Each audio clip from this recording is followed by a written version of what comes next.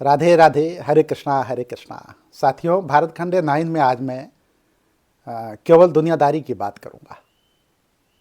तो दुनियादारी क्या है? जैसे पति पत्नी के बीच में अक्सर झगड़ा होता है, विवाद होता है, छोटी छोटी बात को लेकर के विवाद होता है।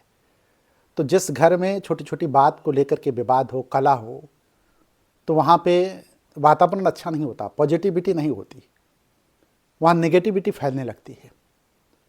और इस नेगेटिविटी के कारण पूरा परिवार जो है त्रस्त हो जाता है, आर्थिक संपन्नता चली जाती है, वैभव चला जाता है, संपदा चली जाती है, धन धान वैभव संपदा की कमी आने लगती है। तो क्या पति पत्नी के बीच में जो झगड़े होते हैं वो सही हैं? हमें लगता है कि कोई भी इंसान ये नहीं कहेगा कि पति पत्नी के बीच में झगड़े हों। हर व्यक्ति तो ये चाहता है ना कि पूरा परिवार सुखी रहे, पति पत्नी में आपस में बैठती रहे, लेकिन ऐसा होता नहीं है। कुछ ना कुछ मनमुटाव आपस में बना रहता है। और वो मनमुटाव क्यों बना रहता है? छोटी छोटी बातें होती हैं। जैसे पुरानी बात को पति कहीं ना कहीं जो है वो सुनी सुनाई बात या कोई ऐसी बात आती है जिसको पति जो है बार बार पत्नी को कहता है, पुरानी बातों को लेकर के।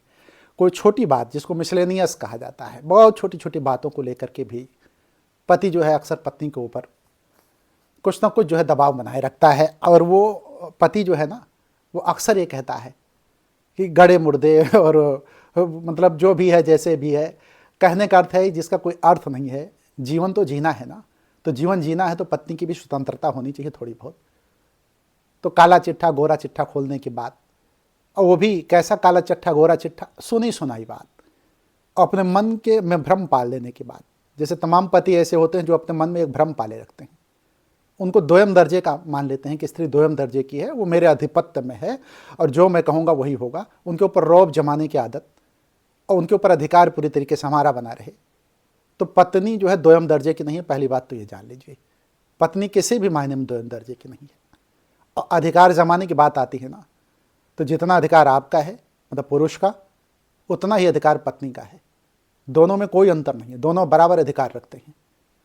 तो ये गड़े मुर्दे उखाड़ने या फिर जो है मतलब काला चिट्ठा गोरा चिट्ठा खोलने की बात, या फिर जो है पुरानी बातों को लेकर के, छोटी छोटी बातों को लेकर के उखड़ने की बात, अधिकार जमाने के बाद, रौब जमाने के बाद, ये पतियों के दिलो दिमाग में 24 घंटे कौंता रहता है। इससे पतियों को कहीं ना कहीं जो है निजात पाना होगा।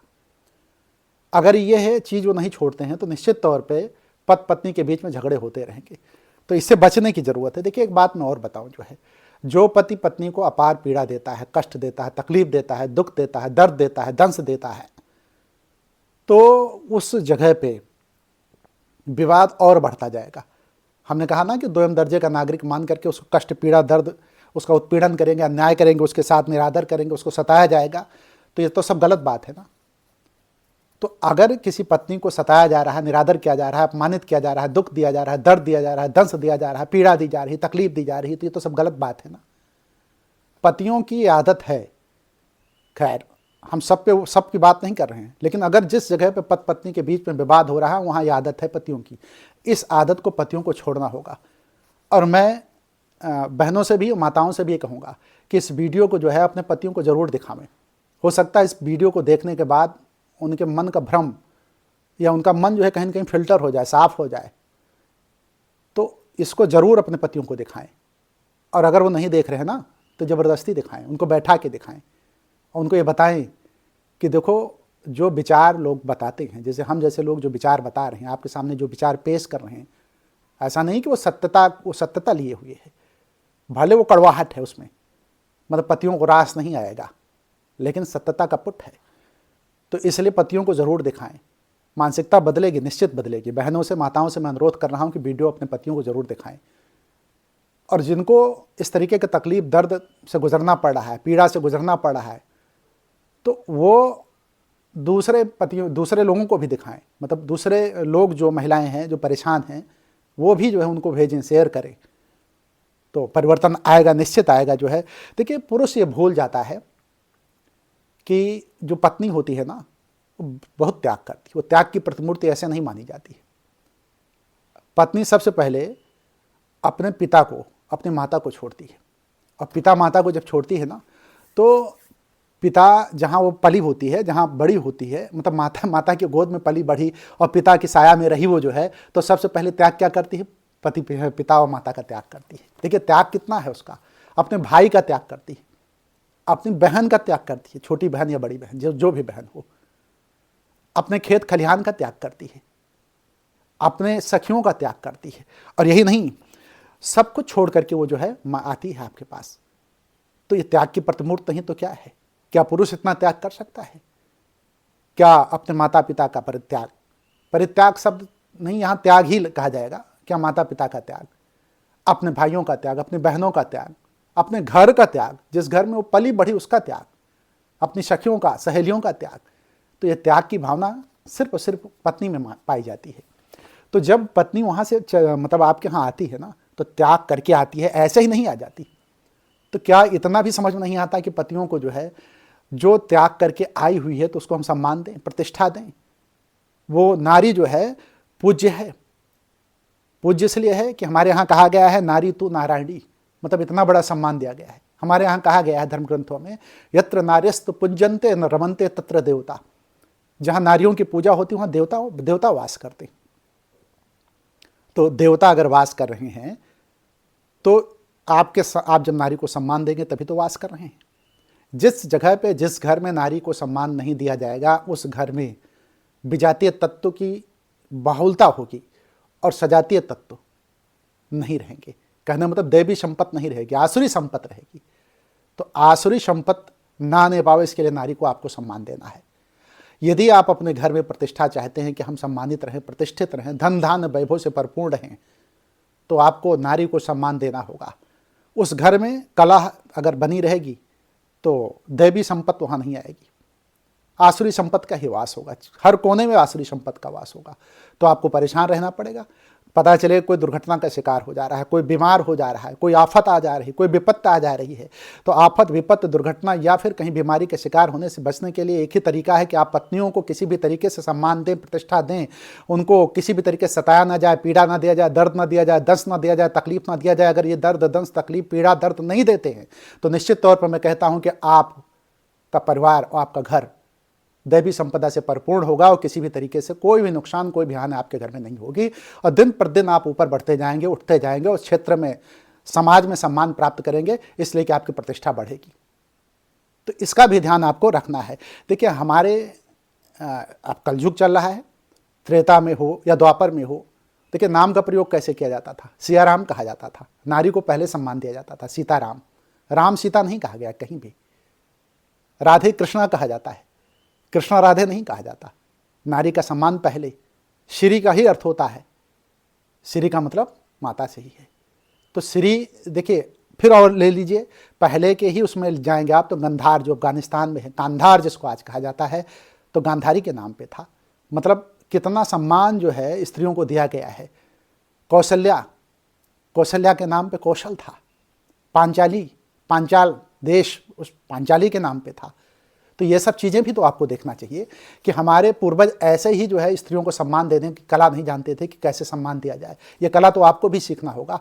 अगर इस चीज़ को आप नहीं सीखते हैं तो आप जो है जीवन में कोई भी तो उन्नति नहीं कर पाएंगे। और कहीं भी कोई भी उन्नति यदि आपकी होगी तो सिर्फ और सिर्फ स्त्रियों को सम्मान देने से होगी। देखिए एक बात मैं और आपको बता दूँ, कर्म पीछा नहीं छोड़ते। जिस घर में स्त्रियों को प्रताड़ित किया जाता है, दुखी किया जाता है, तकलीफ दिया जाता है, दर्द दिया जाता है, अवहेलना की जाती है, उत्पीड़न किया जाता है, तो उस घर में जो है पति जो है, जो पति दे रहा है, वो अगले जन्म में, यहाँ पॉइंट बी नोटेड, हमारी माताएं बहनें इसको भी पतियों को सुना देंगी, उस घर में जो पति है ना, अगले जन्म में पत्नी के रूप में पैदा होगा। और पत्नी के रूप में जब पैदा होगा तो जितनी तकलीफ, दर्द, दंश दे रहा है वो अपनी पत्नी को, वो सब का सब उसको भुगतना पड़ेगा, क्योंकि कर्म पीछा करते हैं, किसी भी मायने में कर्म पीछा नहीं छोड़ेंगे। तो अगर दर्द वो पत्नी के रूप में पैदा होगा ना, तो जितना आभास, जितना अनुभव पत्नी को दर्द का हो रहा है, तकलीफ का हो रहा है, दुख का हो रहा है, तकलीफ़ों का हो रहा है, तो उतना ही अनुभव उससे उसको भी गुजरना पड़ेगा। तो आप अभी यदि पत्नी को परेशान कर रहे हैं, दुखी कर रहे हैं, तो अभी छोड़ दें, नहीं तो अगले जन्म में आपको पत्नी के रूप में जन्म लेना है। कोई भी ताकत ऐसी नहीं है जो आपको रोक सके जन्म लेने से। आप पत्नी के रूप में ही जन्म लेंगे, स्त्री के रूप में जन्म लेंगे। तो इसलिए आप बचें इससे जी। देखिए एक चीज़ और मैं बता दूं, जो इस समय आप दंड दे रहे हैं ना पत्नी को, दंड का मतलब जो पाप कर रहे हैं, इसको मैं पाप ही कहूँगा, वो दंड अगले जन्म में आपको आप भुगतने के लिए तैयार रहिए, या तो अभी छोड़ दीजिए। पत्नी को दंड देना, पत्नी को तकलीफ देना, पत्नी को दुख देना, दर्द देना, ये सब छोड़ दीजिए। अगर आप इसको छोड़ देते हैं तो निश्चित तौर पे अगला जन्म भी आपका बड़ा शांति वाला मिलेगा, इसमें कोई दो राय नहीं। देखिए हमारे यहाँ जो है हिंदू सनातन परंपरा में ये बताया गया है कि 4 खान के जीव होते हैं, मतलब जन्म लेने की प्रक्रिया 4 तरह से होती है। ये सही भी है, हिंदू परंपरा क्या, सनातन परंपरा क्या, सब कहीं ये परंपरा जो है, मतलब ये तो है ही, सब जानते हैं। देखिए अंडज, पिंडज, स्वेदज, उद्भिज। तो अंडज क्या है, जो अंडे से उत्पन्न होते हैं, और स्वेदज क्या है, पिंडज क्या है, जो पिंड से, पिंड का मतलब हम आप जैसे उत्पन्न हो रहे हैं। स्वेदज क्या है, जो पसीने से उत्पन्न होते हैं। उद्भिज क्या है, जो बीज से उत्पन्न होते हैं। 4 खान के जीव मतलब इस तरीके से उत्पन्न होते हैं। लेकिन स्त्री पुरुष बराबर हैं, क्योंकि हम पिंडज हैं, मानव योनि में हैं। स्त्री रूप में चाहे जन्म लें, चाहे पुरुष रूप में जन्म लें, तो इसलिए स्त्री पुरुष दोनों बराबर हैं, कहीं लेश मात्र का भी फर्क नहीं है। क्योंकि मनुष्य योनि में हम जन्म लिए, तो जब मनुष्य योनि में हम जन्म ले रहे हैं तो इसका मतलब ये हुआ कि स्त्री पुरुष की बराबरी है। और अगर आप स्त्री को दोयम दर्जे का समझ रहे हैं तो आपकी ये भूल है। जिस तरीके से पशु योनि में पशु सब एक समान हैं, जिस तरीके से पसीने से पैदा होने वाले या अंडज, पिंडज, स्वेदज, उद्भज में अलग अलग तरीकों से पैदा होने वालों में, तो हम स्त्री पिंडज के अलावा अंडज तो नहीं है ना ही जो है स्वेदज है, ना उद्भिज है, मानव योनि में पैदा हो रही है ना। मतलब पिंडज से पैदा होने के बाद मानव योनि में पैदा हो रही वो जो है, तो इसलिए जो है वो बराबर है, उसमें कोई ऊंचा नीचा नहीं है, ना स्त्री ऊंची है ना पुरुष, सब बराबर हैं, पैरेलल हैं। तो इस इक्वलिटी की बात हम करते हैं।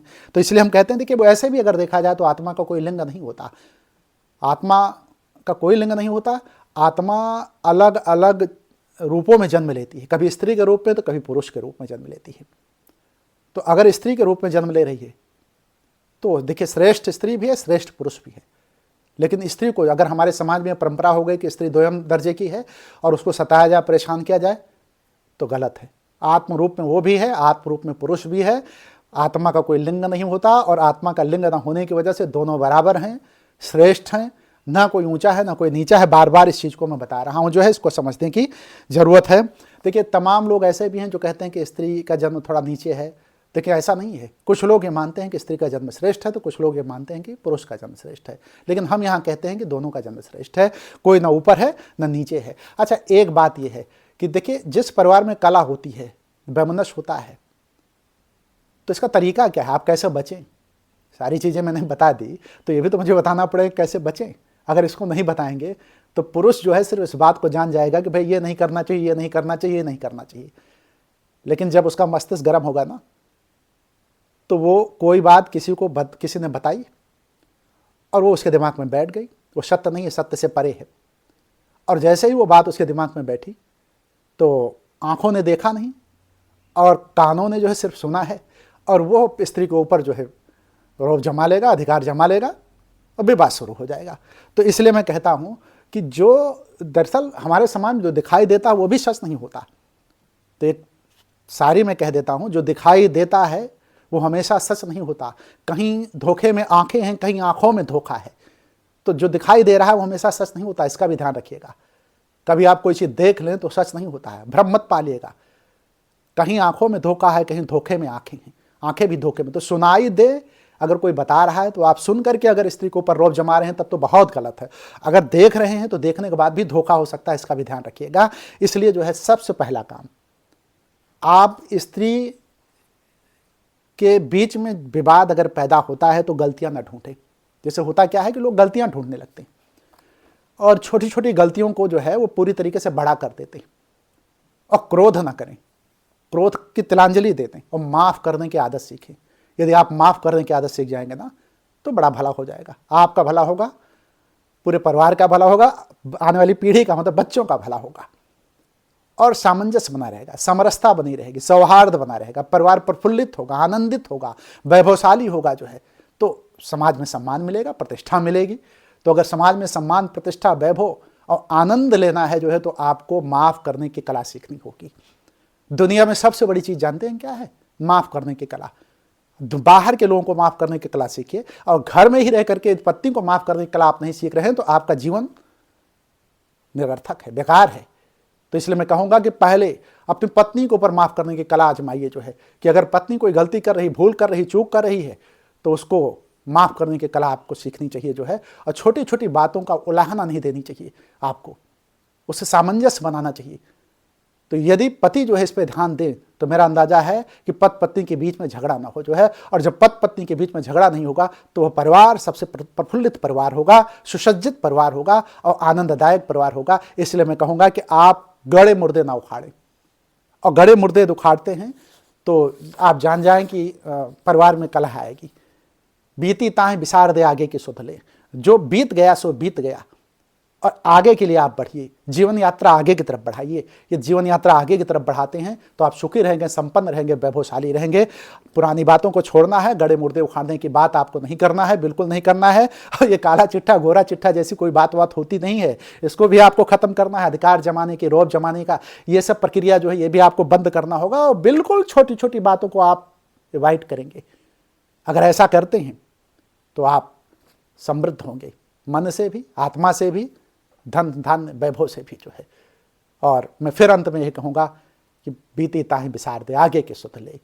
तो साथियों, यह वीडियो जो मैंने बनाया है, अगर पति पत्नी के बीच में कोई विवाद है, कई लोगों के कहने पे मैंने बनाया है। अभी पिछले कमेंट में तमाम लोगों ने बात रखी, जो है कि हमारे पति पत्नी के बीच में बैठ नहीं रही है, झगड़ा होता है, विवाद होता है।